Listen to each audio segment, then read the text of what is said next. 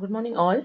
In this video, I'm going to discuss about operational amplifier DC characteristics, input offset voltage and thermal drift. The non-ideal DC characteristics which will add error to the output DC voltages are, one is the input offset voltage and the other one is thermal drift. First let us see what is the input offset voltage. Here the circuit diagram shows the presence of the input offset voltage. So here both the inputs of the terminals of the op-amps are considered to be ground. So if both the inputs are grounded, then output V0 must be 0 volt. But we already know that for the ideal operational amplifier case, this VD will always take the 0 volt level. That is, VD is nothing but the difference between these two terminal voltages. That is, VD is equal to V1 minus V2. For the ideal case, VD will be taking as 0, but practically this VD is not equal to 0 volt. It will take some amount of voltage. So there will be some amount of voltage difference between these two terminal voltages, which is given by VIOAS. So VIOAS is nothing but input offset voltage. So due to presence of this input offset voltage, even if both the inputs are being grounded, we are going to get some amount of offset voltage, that is error voltage at the output. So this input offset voltage that occurred in the circuit due to unavoidable imbalance of both the transistors inside the op-amp. So the output voltage may still not be zero with zero input voltages. Now let us see the analysis part of the input offset voltage. That is, we are going to examine the effect of this VIOs on the output of a non-inverting input operational amplifier. Now let us look at the diagram. This circuit diagram shows an equivalent circuit of a inverting or non-inverting for Vi is equal to 0. Now let us look at the circuit diagram. Here the inverting terminal, that is a negative terminal of the op-amp, is being grounded, and input Vi is being applied to the non-inverting terminal of the op-amp, and the input Vi is also applied as a 0 voltage. The voltage difference between these two terminals, that is V2 and Vi. Vi is a voltage that is present in the positive terminal, and V2 is a voltage that is present in the negative terminal. The difference between these two terminal voltages will give what is VIOAS. So VIOAS nothing but V2 minus Vi, or Vi minus V2 voltage. So now we are going to see the analysis part. That is, we are going to apply the potential divider rule. So potential divider rule at this node, at the inverting terminal node, we are going to apply. So V2 is the voltage that is present at this node, okay? So and V2 is the voltage that is present across the R1 resistance. So as per the voltage divider rule, the voltage across this resistor, that is V2 is equal to the voltage across this resistor divided by sum of the total resistance that is present in the circuit into the total voltage. That will give the potential divider rule. So V2 is equal to the voltage across the same resistance, that is R1, divided by sum of the total resistance in the circuit, that is R1 plus Rf, into the total voltage that is given by V0. So from this we are going to find what is V0.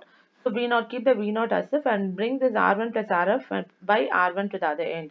So R1 plus Rf cross and divided by R1 into V2. So from this R1 plus Rf by R1 can also be written as 1 plus Rf by R1 into V2. If I cross multiply this two, I'll get the same equation. R1 into 1 plus Rf, that is R1 plus Rf divided by R1 equation. Okay, I'm going to consider this is equation number 1. Next, as I already mentioned, the input offset voltage is nothing but the difference between these two terminal voltages, which is nothing but Vi minus V2 or V2 minus Vi, because I have indicated that in our modulus. And what is Vi? We are taking here Vi is 0 voltage. Since Vi is 0, your VIOS will become equal to V2.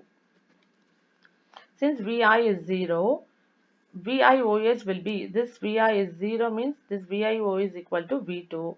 So in the place of V2 in equation 1, I'm going to replace as VIOS. So V0 will be equal to 1 plus Rf by R1 into VIOS. So from this equation, it is clear that the output voltage depending upon the gain of feedback resistance and input resistance and VIOS. If the VIOS, that is input offset voltage present in the circuit, definitely will be getting some amount of error voltage at the output in presence of zero input voltages condition. And next we'll see what is the method used to compensate. What is the input offset voltage compensation method? A very simple method we are going to apply here. We know that VIOS is equal to difference between these two terminal voltages. So if I want to make my V0 equal to 0, I have to apply some amount of voltage at any one terminal of my operational amplifier so that I can make my V0 equal to 0 voltage. A small voltage VOS which has been applied at the input of any one of the terminals for making the output voltage. This is a method used to compensate for the input offset voltage condition. Okay, now we'll see in presence of input offset current, input bias current and or input offset voltage, what will be the total output offset voltage or error voltage that will be obtained for the operational amplifier. Here I'm going to consider without using any compensation technique.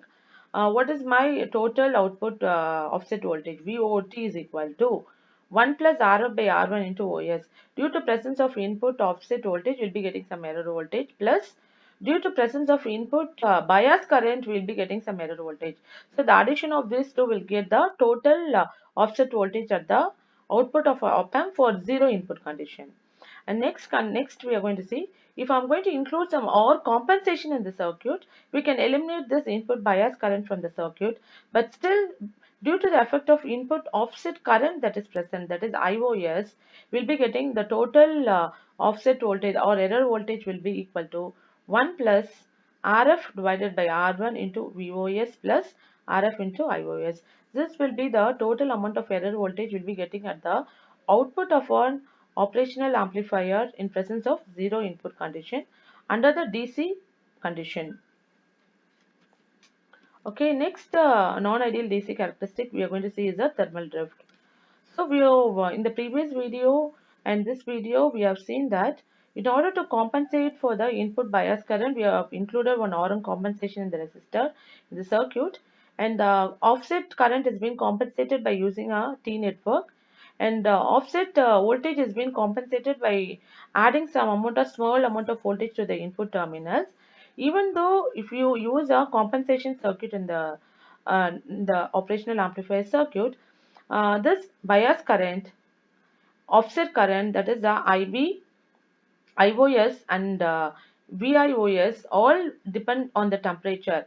So as the temperature changes, this current value and voltage value changes. So the current, the circuit which has been nullified at one temperature may not remain when temperature rises.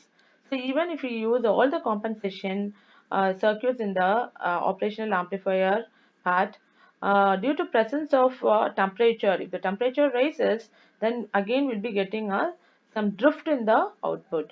So the change in the offset for each degree Celsius change in temperature is called as a drift. Okay, we'll be calling that one as a current drift for the case of offset current and voltage drift for the case of offset voltage. The offset current drift is being indicated by nanoamps per degree Celsius, and offset voltage drift has been indicated by millivolt per degree Celsius. Okay, what is the method we can avoid this thermal drift? Okay, so not to minimize the effect of this drift, proper temperature control is needed. That is the one solution. So example, we have to use a careful printer circuit board layout.